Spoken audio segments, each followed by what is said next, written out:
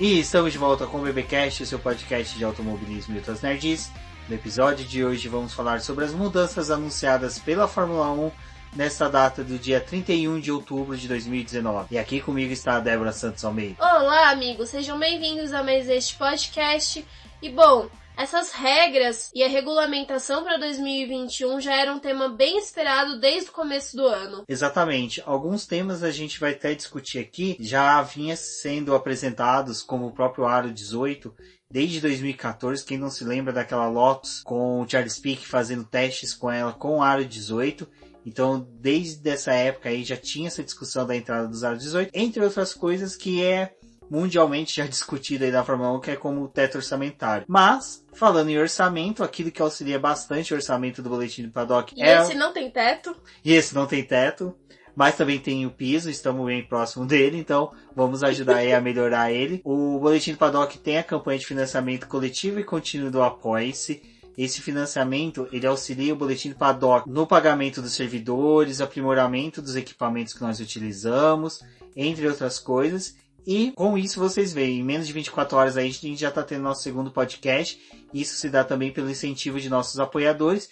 Um dos apoiadores que nos questionou se iríamos tratar desse assunto ou não foi o Cássio Machado, em que ele perguntou lá no grupo do WhatsApp do Boletim do Paddock, exclusivo dos apoiadores, se nós teríamos ou não um podcast falando sobre as mudanças. Estamos aqui gravando, menos aí, como eu disse, de 24 horas do lançamento do BBcast sobre o preview do GP dos Estados Unidos, aonde foi anunciado todas as mudanças aí que vamos discutir agora. Mas, primeiramente, vamos retornar aqui e agradecer a nossos apoiadores, que são Ricardo Bannerman, Maia Barbosa, Eliezer Teixeira, Luiz Félix, Arthur Felipe, Rafael Celone, Will Mesquita, Antônio Santos, Rogério Froner, Helena Lisboa, Cássio Machado, Carlos Del Valle, Bruno Vale, Eric Nemes, Bruno Shinozaki, Alberto Xavier, Will Bueno, Ricardo Silva, Beto Corrêa, Fabrício Cavalcante, Arthur Apóstolo e Sérgio Milani. E aqui o meu agradecimento a todos os nossos apoiadores. Com isso é possível a gente fazer mais de um podcast durante a semana e tentar manter os nossos ouvintes atualizados. Então fica aqui também o pedido para que vocês que estão acompanhando este programa confiram a nossa campanha de financiamento contínuo e coletivo na plataforma Apoie-se, onde vocês podem auxiliar no crescimento do Boletim do Paddock e para cada vez mais a gente trazer mais conteúdo aqui,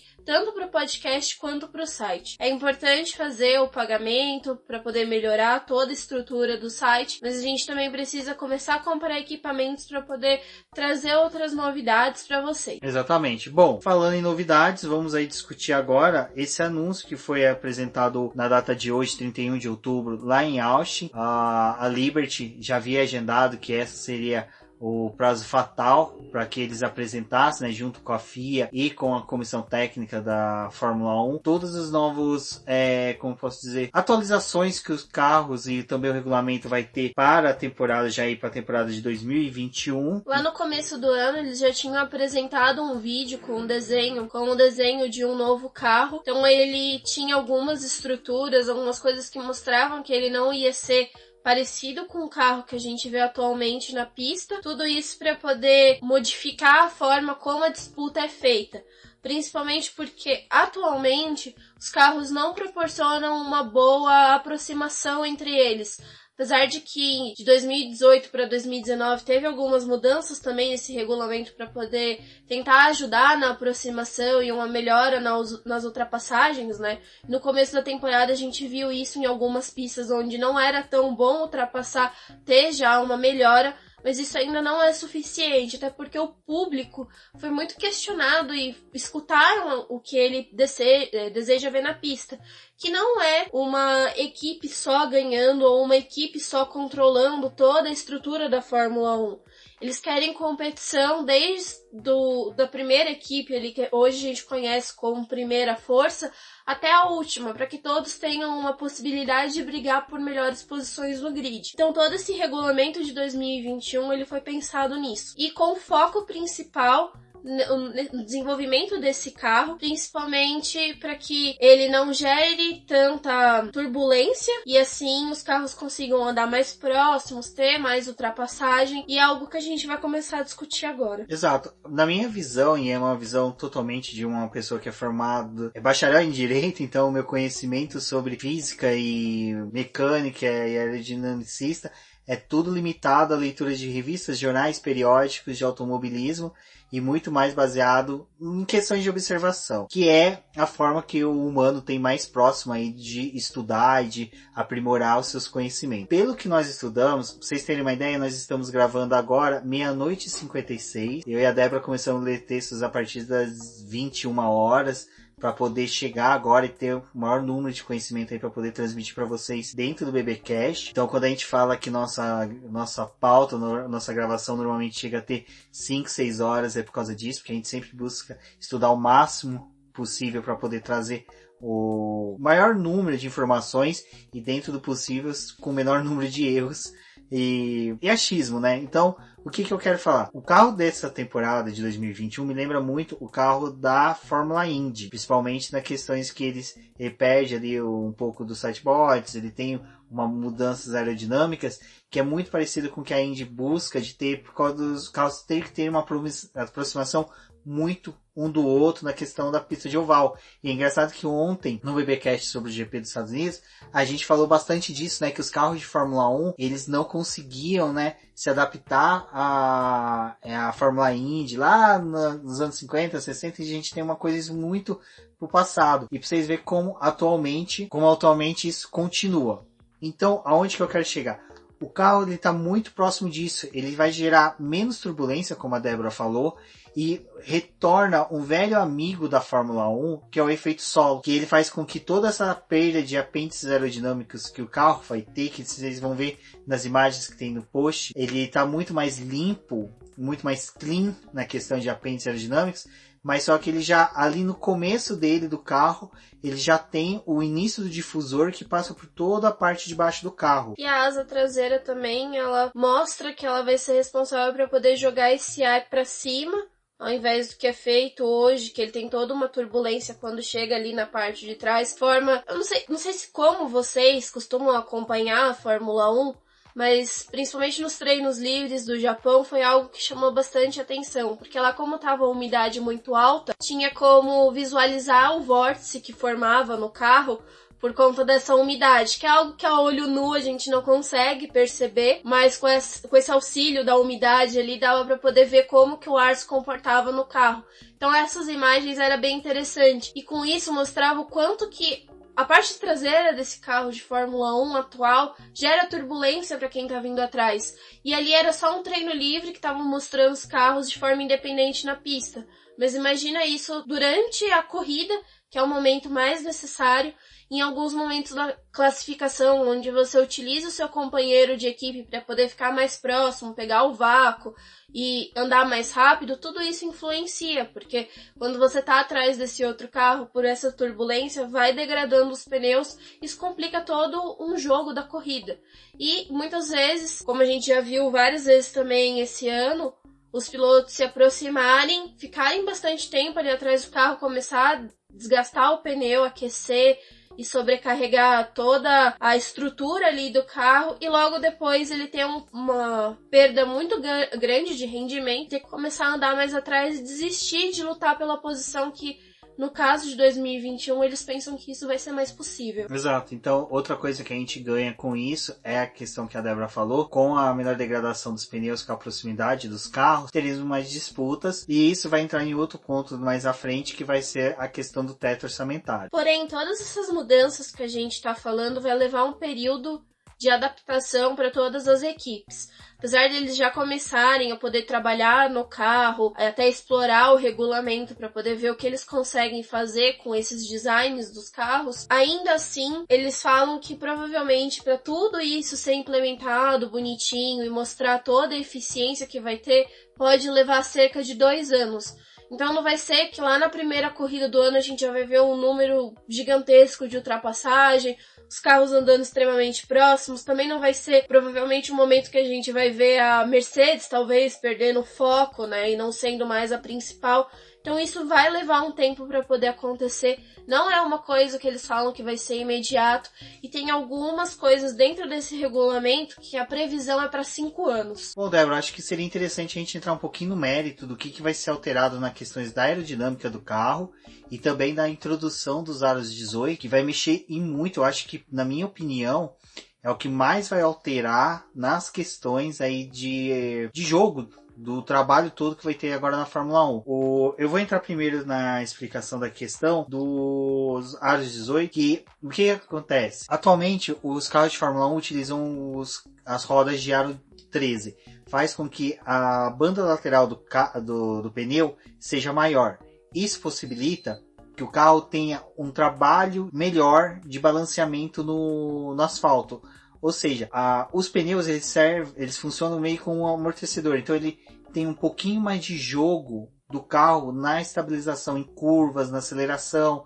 Por quê? Porque a banda lateral da roda do pneu ele é maior. Então ele possibilita o carro de poder avançar mais nessa questão de ter um grip maior, pressionar mais o carro contra o chão do que é com aro 18, que a banda lateral do pneu é menor. Então, se ele pressionar muito no chão, é uma coisa que acontece bastante na Stock Car, e para quem acompanha a Stock Car e ouviu nosso último BBcast falando da Stock Car, nós explicamos a questão das mordidas que a roda dá contra o pneu, porque se você pressiona muito a roda lateralmente contra o pneu, forçando ele, não estando numa temperatura boa, ele morde esse pneu, ele rasga ele durante a corrida e chega a estourar. E a mesma coisa que vai ter que acontecer na Fórmula 1. Eles vão ter que trabalhar melhor a distribuição de peso, a questão das suspensões do carro, vai ter que ser muito mais trabalhada e faz com que seja muito mais uniforme. Por que eu falo uniforme? As equipes maiores, uma Mercedes, uma Ferrari,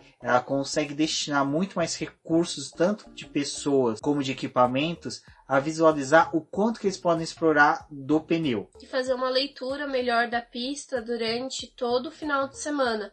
Então eles conseguem fazer um balanceamento melhor desse carro para que durante a corrida, a classificação mesmo, eles tenham um ganho melhor com essa forma de balancear esse carro. E uma coisa que eu aprendi aí já no exercício da minha atividade, um dos clientes nossos lá do escritório é uma empresa que trabalha com fornecimento e venda de pneus. E uma vez a gente estudando sobre isso, a gente descobre lá, aprende que o pneu ele é tratado dentro da mecânica como uma peça da suspensão do carro. Por quê? Porque ele é flexível. Ele faz com que o carro esteja um molejo. O eixo traseiro de um carro de Fórmula 1 ele é mais rígido do que o dianteiro. Então, o pneu traseiro ele tem muito mais um trabalho de amortecimento do que o dianteiro.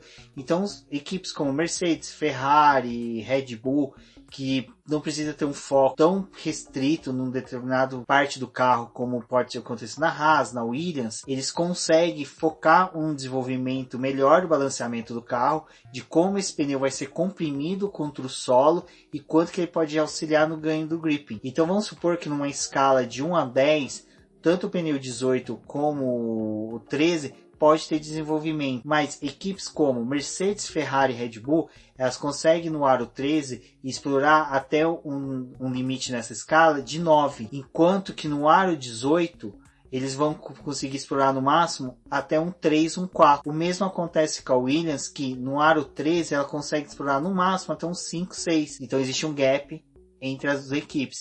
E já no aro 13 não. No aro 13 elas vão ficar todas próximas ali no desenvolvimento no máximo nessa escala de um nível 3. Então, o que acontece é que o aro 18 vai fazer com que as equipes estejam mais próximas nesse quesito, na exploração do pneu, na utilização do pneu como um ganho tanto de aerodinâmica, como um ganho também de gripping, de N coisas que o pneu é tão essencial e que a gente vem discutindo sobre pneus a temporada inteira. Então é interessante o pneu do aro 18, a roda do aro 18, é que ela vai trazer essa proximidade das equipes, que vai chegar uma hora que as equipes conseguirem extrair tanto dessa roda que ela não vai precisar mais ficar explorando. Então todas vão chegar no mesmo nível não vai precisar mais ter um distanciamento entre elas, e isso vai fazer com que as equipes fiquem mais próximas no grid. Sobre os carros agora em si, o que vai ser mudado, a gente vai falar um detalhe que precisou ser mantido, que é a beleza do carro. Então os carros de Fórmula 1 eles são considerados como algo sexy. Isso vai permanecer, então ainda vai ser aquele carro com curvas, bem desenhado, que vai fornecer esse bom desenho aerodinâmico e ainda assim funcional para o bem-estar de todas as equipes. Então isso foi bem interessante que eles mantiveram. No entanto, as entradas de ar do motor, como a área de ar lateral, os dutos de freio, foram todos redesenhados. Bom, em 2019 a gente viu a introdução dessas asas novas, que é um pouco parecida com a que a gente vai ter em 2021. Que a promessa dela era de jogar um ar mais limpo para a traseira do carro e assim chegar também mais limpo para o carro que viria se aproximando, auxiliando nas ultrapassagens. Contudo, isso se perdeu durante o ano, principalmente com o desenvolvimento das badgeboards e das aletas laterais. O que aconteceu? A Fórmula 1 cortou isso da temporada 2021. Os carros vão ser mais limpos nesse ponto. E como eu falei no começo do BBcast, ali onde que as badgeboards,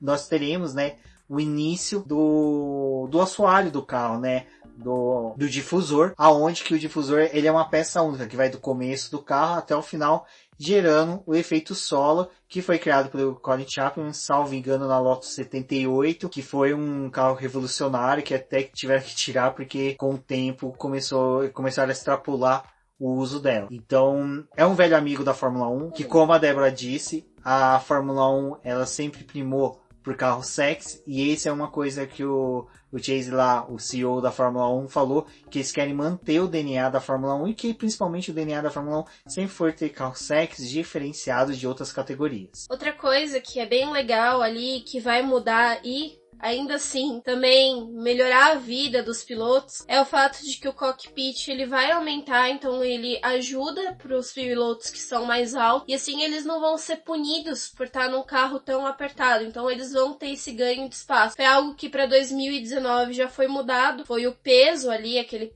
peso foi desconsiderado, então os pilotos poderiam ter um ganho um pouco maior de peso e não dificultar tanto, não sendo uma coisa só relacionado ao carro. Outra coisa também são as dimensões laterais do carro. A gente viu o acidente que teve do Hubert lá na F2 e foi toda uma tragédia. E também foi algo que eles começaram a pensar depois que esse acidente aconteceu. Então, por isso, as laterais desses carros vão ser um pouco maiores, né? Vão aumentar essa dimensão, para em caso de colisão, conseguir preservar ainda mais a vida do piloto. A asa dianteira também foi um sistema de segurança, onde ela foi trabalhada para que ela não se solte em casos de colisão, então alguns pedaços podem quebrar, sim, mas ainda assim ela inteira sair, como já aconteceu em algumas corridas, isso não pode acontecer. Ela tem que ficar presa ao carro. Assim como alguns outros componentes em volta do carro, como a parte traseira, eles também vão receber formas para que ele fique mais preso ao carro em caso de batidas. Assim também preserva o piloto que se envolver na batida, esses pedaços não vão se soltar e acaba prejudicando outros. O que é interessante de todas essas mudanças é que ela vai aumentar o peso dos carros, e os carros vão ter um ganho aí de 25 quilos, só da unidade de potência vai ter um aumento aí de 5 quilos. Referente à unidade de potência, a ideia do ganho do peso é o seguinte: algumas peças serão padronizadas, mas buscando uma economia na fabricação delas. Porque que aconteceu? A Fórmula 1 queria mudar a unidade de potência, tornar elas mais baratas, mas as montadoras falaram: olha, a gente já gastou tanto tempo e dinheiro desenvolvendo elas que não compensa. Então vai gerar estudos aonde que peças serão padronizadas, e essas peças que são padronizadas, elas terão que ser utilizadas materiais mais baratos, porque hoje a Fórmula 1 utiliza alguns materiais que são bem caros para fabricar determinadas peças que poderiam ser utilizados materiais mais baratos, mas só que teriam um aumento de peso. Então, tudo isso aí vai ter reflexo.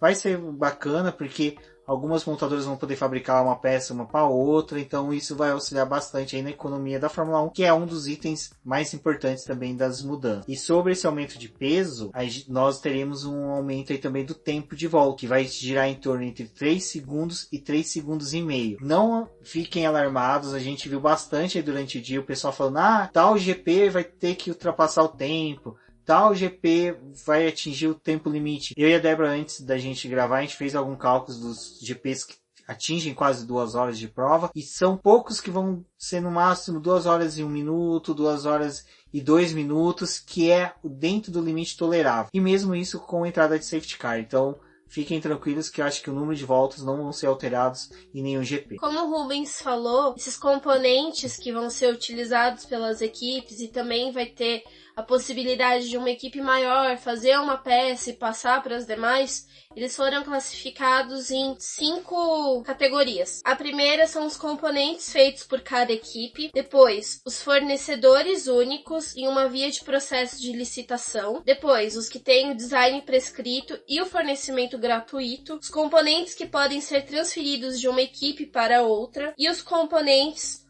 onde os desenhos ficam disponíveis para os concorrentes. Então isso é bem interessante nessa questão, porque vai ter alguns desses componentes que vão poder ser passados para as outras equipes, e isso ajuda numa troca entre elas ali, então vai ter um desenvolvimento grande entre todas, porque uma vai desenhar uma peça, a outra vai querer, então vai ter essa troca. Só que isso também entra na questão do gasto orçamentário. Então, se você vai pegar uma peça de uma outra equipe, você tem que ver se está dentro do seu teto orçamentário, isso não vai poder ser ultrapassado. E também eles foram questionados se as equipes tentarem burlar isso. E o Brown acabou falando que se tiver equipe fazendo isso, vai perder o campeonato no final do ano. Então eles vão ficar bem em cima de todo esse desenvolvimento e como está sendo a troca entre elas. O que é interessante disso que a Débora acabou de falar sobre a fabricação de peças, 2 equipes que hoje são tradicionais da Fórmula 1 e que a gente vê que sofre bastante com questão de orçamento, que é a McLaren e a Williams,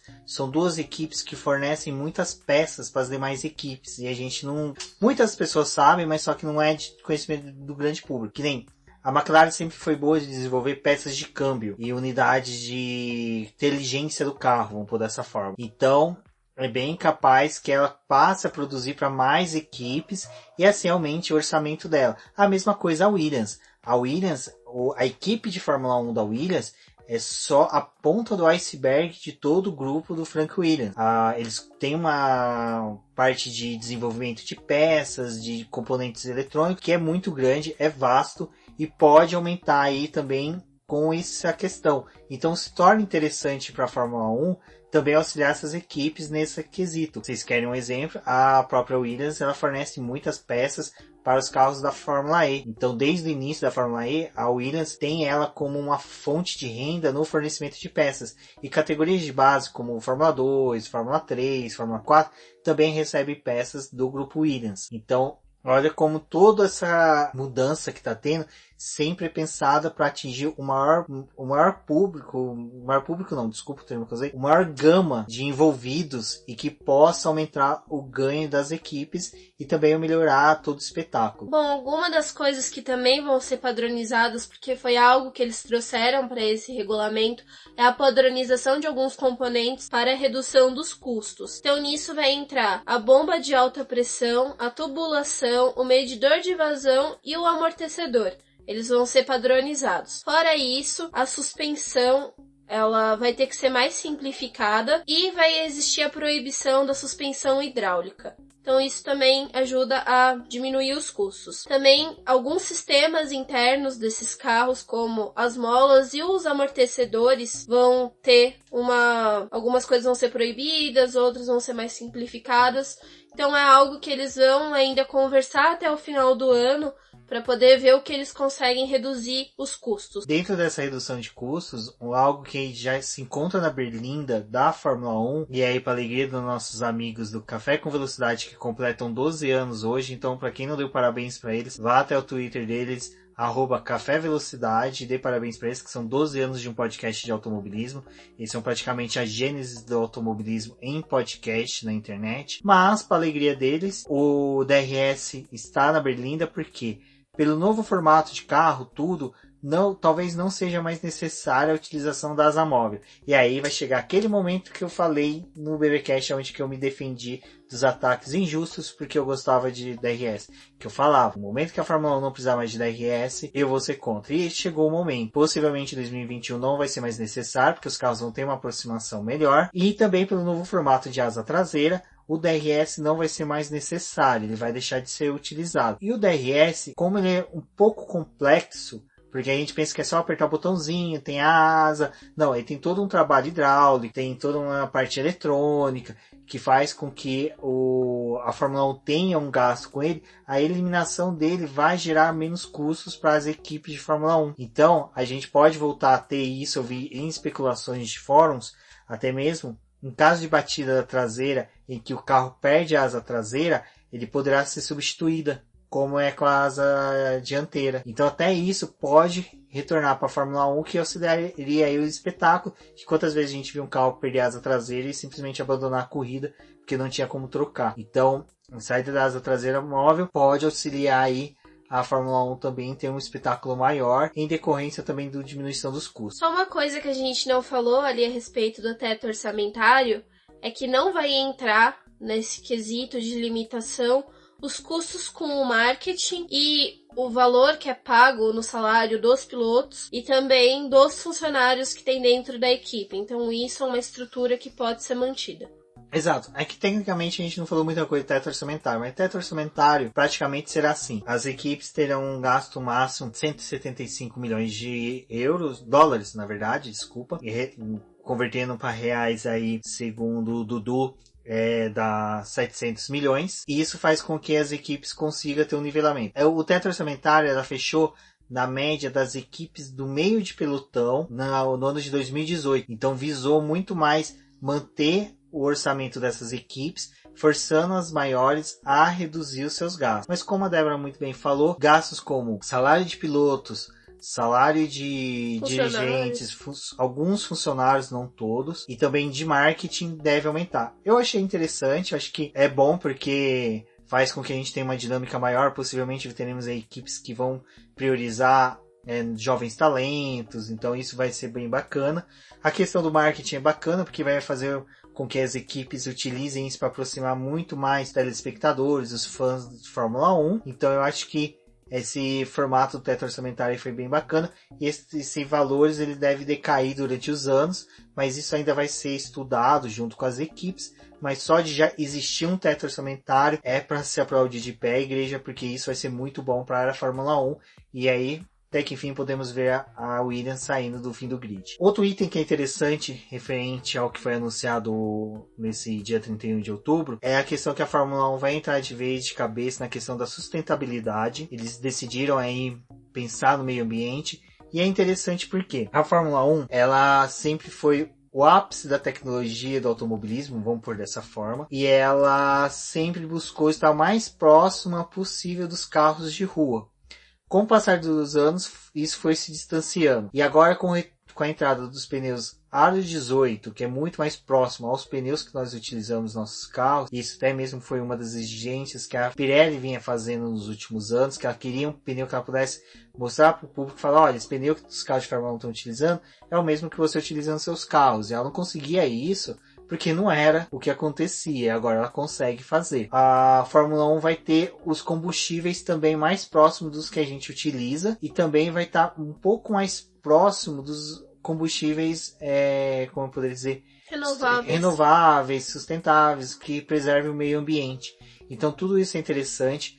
Conforme for passando os anos, a utilização de combustíveis renováveis, que hoje está em torno de 10% do combustível utilizado, vai aumentar em 2021 para 20%, e assim, com o passar dos anos, gradativamente vai se aumentando até que talvez seja substituído por completo. É interessante porque o maior medo do público da Fórmula 1, dos fãs da Fórmula 1, era o fim do motor a combustão, que é o que dá a graça, que é o que nos motiva a pagar R$800 para ir no setor A de Interlagos, é ouvir o motor, é ter aquela sensação que o motor a combustão dá. Então, com essa migração para um combustível mais sustentável, não sabemos ainda se vai ser no futuro etanol, metanol, todos esses etanóis que existem no mercado, como já é na Fórmula Indy, mas vai ser algo bem interessante aí, é bacana a gente ver a Fórmula 1 seguindo esse caminho, porque é uma coisa que o Bigodão lá falou, que eles querem estar mais próximo ao público, ao fã de Fórmula 1, e uma dessas formas é estar do lado da uma Fórmula 1 mais sustentável, eliminando assim todo o gasto que eles têm, não, desculpa, tudo aquilo que é de poluição que eles despejam durante o final de semana, eles querem diminuir ao máximo. A Fórmula 1 desde a década de 80, final da década de 80, começo da década de 90, já tinha um pacto ambiental onde que eles faziam plantio de árvores nos países e mais aqui para a região da América do Sul, América Latina, eles auxiliavam projetos ambientais, compensação ambiental nessa região. Então, assim, a gente falar que não tinha, sempre teve, eu só tô colocando isso para vocês saberem que a Fórmula 1 sempre pensou no meio ambiente, mas agora eles vão entrar de cabeça, legal, porque entra toda essa discussão que o Lewis Hamilton estava tendo recentemente, de que ele pensa também nisso, foi legal que o Vettel foi a favor dele, então a gente teve toda essa discussão nos últimos dias, questões de sustentabilidade dentro da Fórmula 1, então a gente vê aí que a Fórmula 1 também está encaminhando para esse lado, é bacana, é legal, então agora é algo que também entra nos custos, porque energia renovável também muitas vezes pode ser mais barato do que a utilização de energia derivada de petróleo. Para quem tiver curiosidade sobre os carros, entre no post desse episódio. Lá nós colocamos todo o material que a Fórmula 1 disponibilizou para a gente, entre eles os slides que o Quarteto Fantástico lá apresentou em Austin, que tem todos os carros.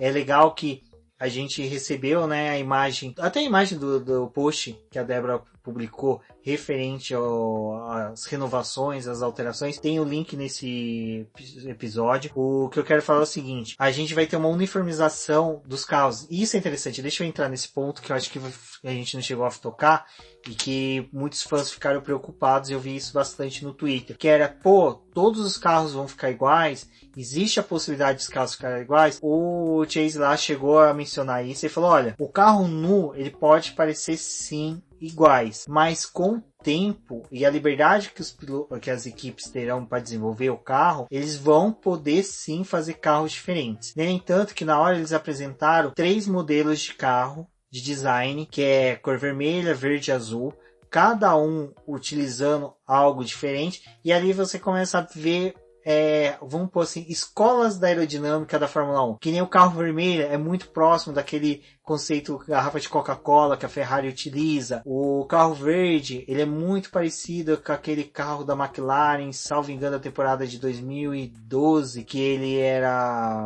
tinha um formato ali da entrada dos radiadores diferente. Então tem a foto no post. O carro azul é muito próximo do que é o carro da Red Bull. Então os 3 carros, se olhando, eles são diferentes e respeitando as regras já de 2021. Então eles já anteciparam pra gente isso, olha, não existe a possibilidade de ser carros totalmente iguais. As equipes vão ter uma liberdade, mas é aquela liberdade com restrições. E acreditem, é nessa hora que os aerodinamicistas brilham. Quem não se lembra do Adrian Newey tendo restrições quando tinha o difusor soprado, tiram o difusor soprado do carro da Red Bull. Beleza, tiraram, o Vettel foi campeão. Porque o cara soube, dentro de limitações, extrair o melhor do carro. As equipes vão poder, então, dar o toque delas nos seus carros para poder diferenciar um do outro. Então não vai ser só aquela coisa da pintura que você vai identificar, que é o carro da Ferrari, o carro da Red Bull, tem as suas pinturas marcantes.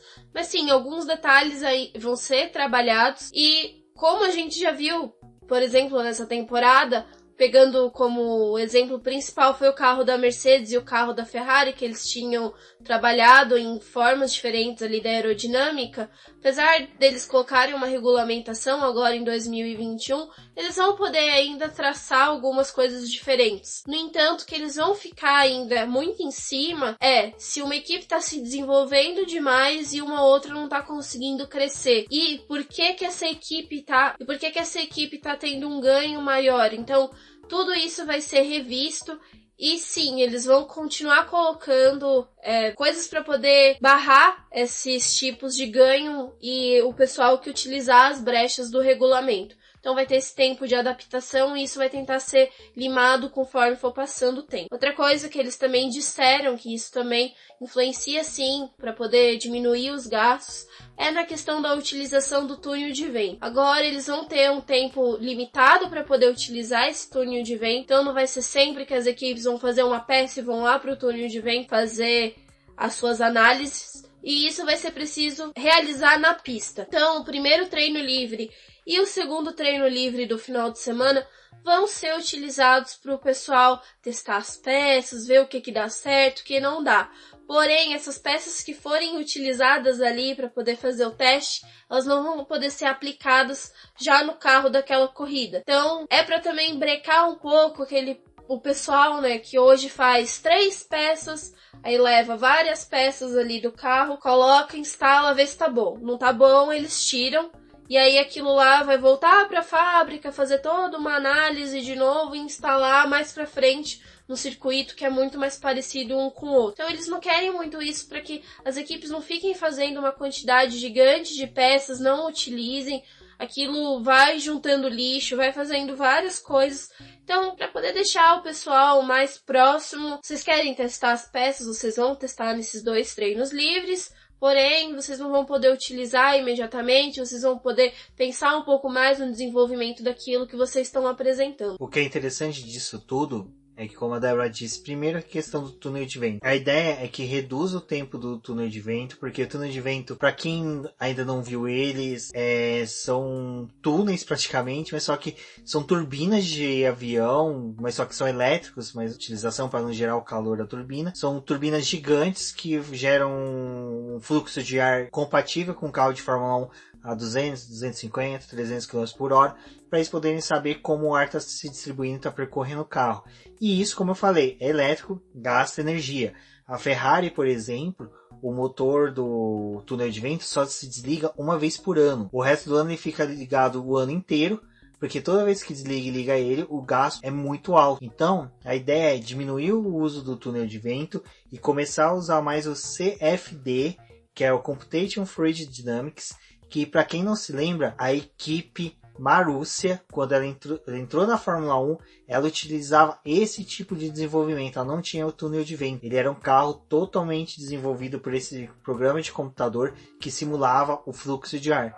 Então a ideia é exatamente essa. E entrando no que a Débora falou das peças, o que eu acho interessante disso é o seguinte, como você não vai poder, vamos pôr da seguinte forma. Hoje nós temos o GP do Bahrein, que ele tem como antecessor dele o GP da Austrália, que são pistas totalmente diferentes. Então o que acontece? Agora as equipes não vão poder levar uma peça exclusiva para se testar no Bahrein e já utilizar no Bahrein. Ela vai ter que testar no máximo na Austrália para focar no Bahrein. Então ela não vai conseguir coletar as mesmas informações. Então isso vai auxiliar bastante nessa equiparação entre as equipes. Porque uma equipe vai pensar, para que eu vou levar uma peça lá para a Austrália para testar nela, para depois só poder utilizar no Bahrein. Então as equipes vão ter que ser muito mais, focadas. Elas vão ter que ser muito mais objetivas no desenvolvimento de peças para que elas possam fazer peças certeiras. E isso pode dar aquela disparidade em erros de equipe, desenvolvimento errado de peças. Para quem não se lembra da Williams, que teve aquela famosa asa dianteira que seria revolucionária, no final não foi. Então isso vai auxiliar bastante aí a Fórmula 1 aproximar as equipes, né? E algo que é interessante também, que durante a nossa pesquisa eu localizei, que hoje a estrutura da Mercedes, com o volume de pessoas que ela tem, ela pode produzir uma asa dianteira a cada 20 minutos. É algo recorde. Então vocês imaginam, o comparado com a Williams, que estava sofrendo... Sem carro no começo da temporada. O acidente do Kubica no GP do Japão, que ela teve que usar uma outra asa porque simplesmente não tinha.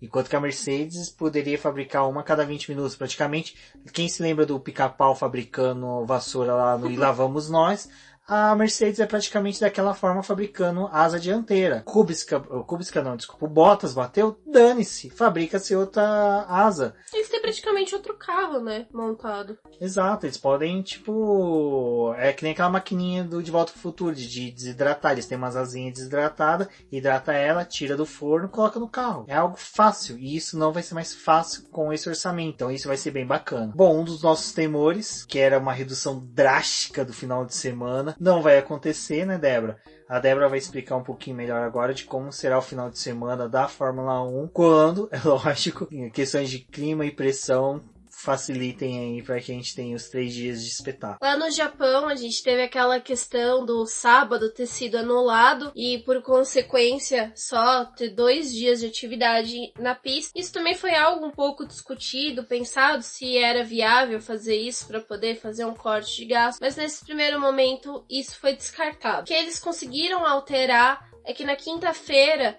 já tem as coletivas de imprensa, o momento que o pessoal ali começa a fornecer informações para o pessoal da imprensa, divulgar material, todas essas coisas. Isso não vai mais ser realizado na quinta-feira, então as equipes acabam ganhando um dia a mais para poder não chegar ali no circuito, então dá para poder diminuir um pouco dos custos, e com isso essas coletivas vão ser realizadas, elas têm que ser realizadas pelo menos com 1h30 de antecedência desse primeiro treino livre. Então vai ser cumprido essas coletivas, depois os pilotos têm que ter um tempo disponível, se eu não me engano é de pelo menos 5 minutos antes do primeiro treino livre para poder cumprir algumas coisas com relação à mídia da Fórmula 1, então eles têm que se fazer presentes e quando eles precisarem vão chamar, e aí depois vão partir para o primeiro treino livre, segundo treino livre, que como a gente já falou é destinado para poder fazer os testes de peça, conhecer o carro, todas essas coisas. O terceiro, por enquanto, né, antes de falar do terceiro treino livre, vai ser mantido a mesma quantidade de tempo, então são 90 minutos para os 2 primeiros e para o terceiro apenas 1 hora. No entanto, uma coisa que chamou bastante a atenção foi que o terceiro treino livre agora, ele já vai contar com um sistema de parque fechado. Atualmente acontece no momento que os carros vão para a classificação,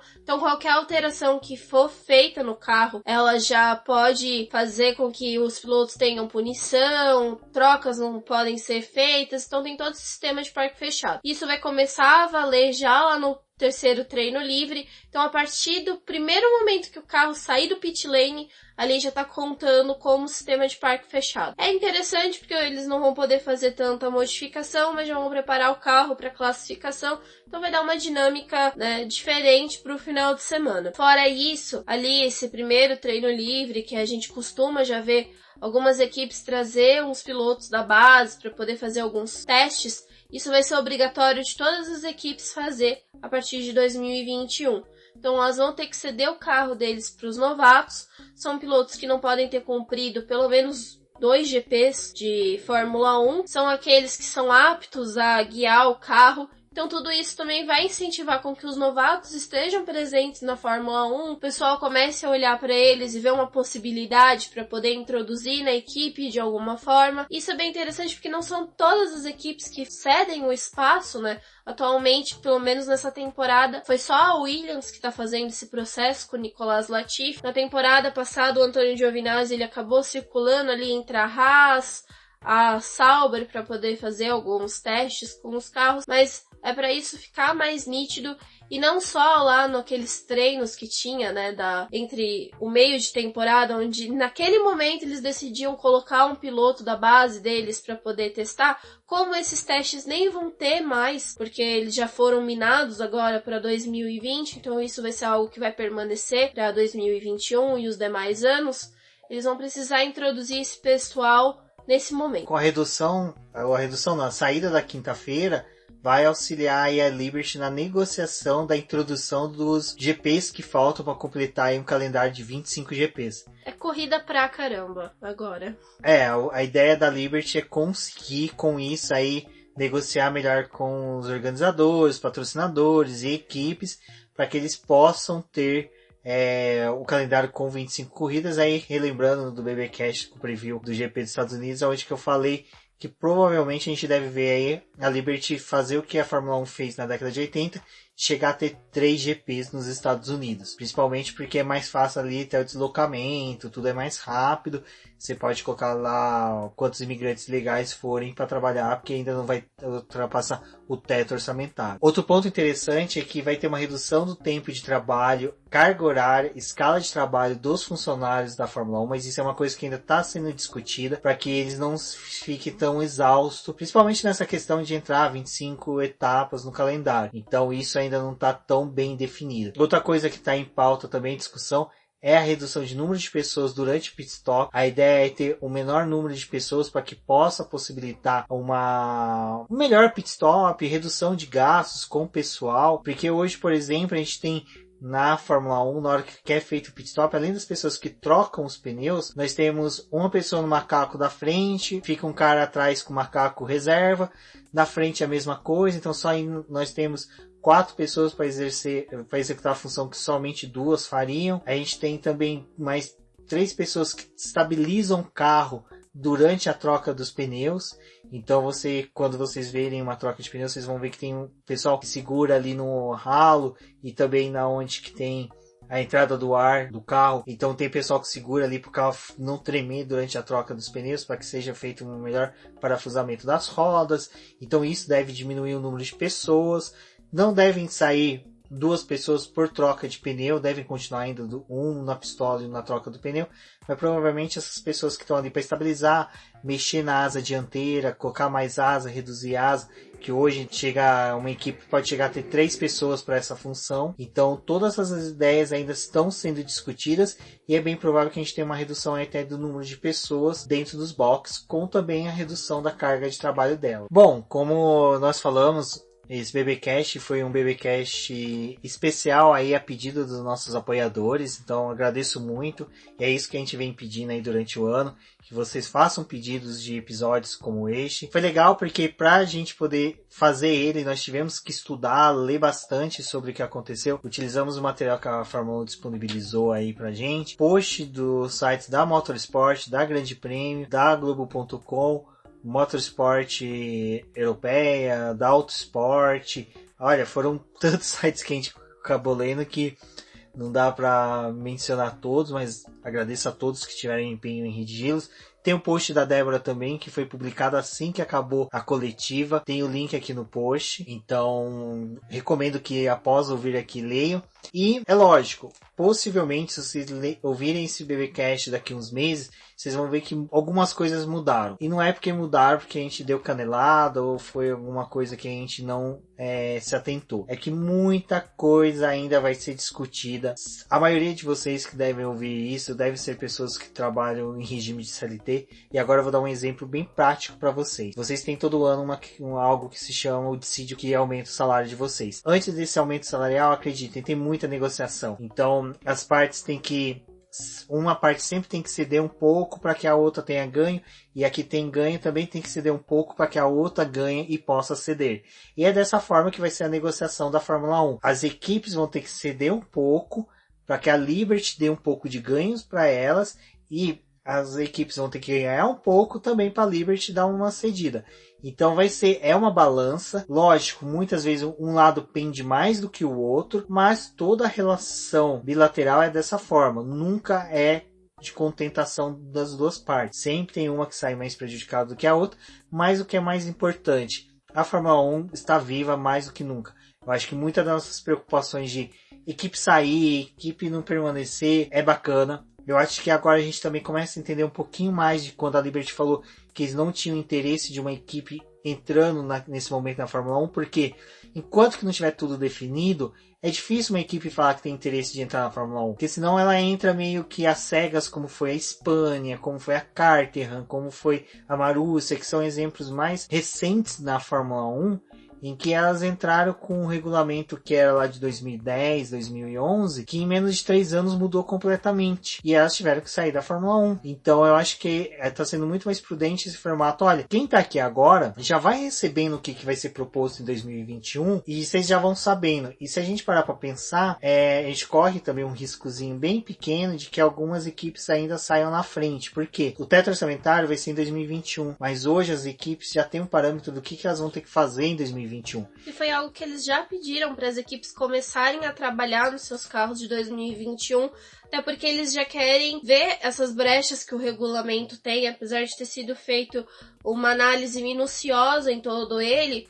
Ainda assim, a gente sabe como os projetistas que estamos lidando, principalmente a Daniel tá aí, então ele consegue extrair coisas que muitos outros não. Então isso vai precisar ser apresentado, então eles vão passar um tempo para poder mostrar o que eles conseguem fazer, vai ter toda essa questão de apoio para poder ver como é que eles estão tendo esse desenvolvimento. Tem algumas coisas que tem datas limites para poder ser apresentados ao longo de 2020, 2021 e também já projetando 2022. Então, ainda assim, é possível que lá na primeira corrida de 2021 a Mercedes ainda seja o que é hoje. Até porque no próprio site do Boletim do Paddock a gente tem um texto falando de toda a estrutura da Mercedes, de como é a quantidade de pilotos, com quanto que eles lidam, como que é as coisas ali dentro da equipe. Então, apesar de você colocar um teto orçamentário, você não está limitando a quantidade de funcionários que eles têm. Então vai ter muita gente ali trabalhando minuciosamente nesses carros para poder desenvolver. Quanto a Williams, por exemplo, ela não tem todo esse aporte financeiro, apesar de estar ali dentro do teto que vai ser para 2021, ela não tem toda a estrutura de uma equipe que a Mercedes tem. Então isso ainda vai demorar um tempo para poder se adequar e trazer uma grande competitividade dentro da categoria, mas já é algo para poder se sonhar e esperar que sim, não vai ser só aquilo de ter uma equipe nanica, a gente vai ter gente disputando mais posições. Exatamente. E isso que a Débora falou, pra quem se lembra, 2010 teve... 2010 não, desculpa. Em 2009 nós tivemos mudança, né?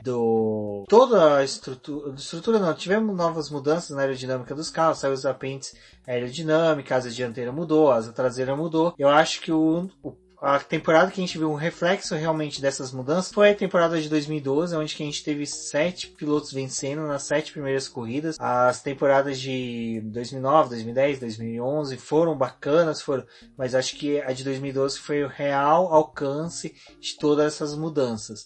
E aí é o que eu falei. A gente corre risco de abrir para novas equipes, a equipes vir, ficar 3, 4 anos, depois saírem e não aguentar mais, ou ficarem no grid como era a Marussia, que se tornou depois a Manor, que simplesmente se arrastava pelo grid. Então, eu acho que de forma pautada que está sendo feito pela Liberty, é bem mais interessante.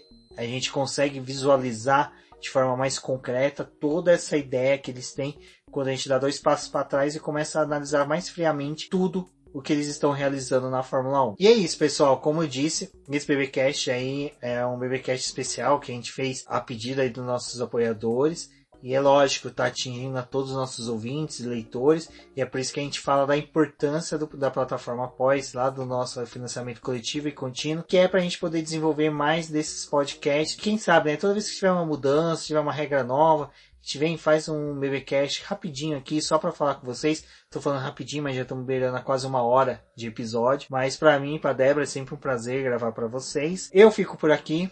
Eu sou o Rubens GP Neto. Como sempre, aquele pedido de compartilhem com a gente, tá ouvindo o BBcast, dá o screenshot da tela, compartilha nas redes sociais, marquem a gente, sempre importante aí para que a gente saiba quem são os nossos ouvintes. Como eu mencionei nos episódios passados, nós temos ouvintes aí que fazem isso e acabaram se aproximando cada vez mais, se tornaram bons amigos aí do Boletim do Paddock. Isso é sempre o que a gente quer com vocês. Compartilhem, encontrem a gente na internet. O Boletim do Paddock pode ser sempre encontrado nas redes sociais como o Boletim do Paddock, no Twitter especialmente como diz no Boletim que. Eu sou o Rubens GP Neto, um forte abraço a todos e até a próxima. Eu sou a Débora Almeida, no Twitter como TheFlowers. Acompanhem os nossos posts, estamos na semana do GP dos Estados Unidos, então vai ter muita coisa por lá. Na segunda-feira nós retornamos com mais uma edição do podcast falando a respeito do final de semana da corrida e até a próxima.